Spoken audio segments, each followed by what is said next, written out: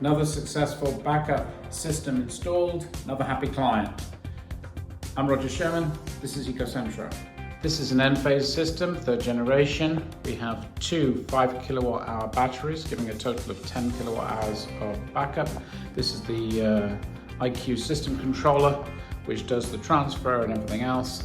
This is the combiner box, and these are protections, including the rapid shutdown. So an extremely common question is, if I get a system like this, how long is it going to last me? And the answer, of course, is it's all dependent on the consumption.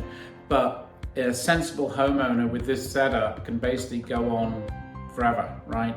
Because in the day, you're actually not using the batteries, you're going to be using your panels, and you have to get these get you through the night. So in this case, we have a couple living here. They would have more than enough energy to have their lights, to have internet, to have the television, and also the air conditioning running in the bedroom while they're sleeping. In the morning, as the sun comes up, and then the power will increase on those panels, what will happen is solar takes over from the batteries and then starts charging the batteries. They come back up to full charge, and we do the whole cycle again for the next day. So this will last indefinitely. In my experience, when the power goes out, people would practically give anything to have power in their house.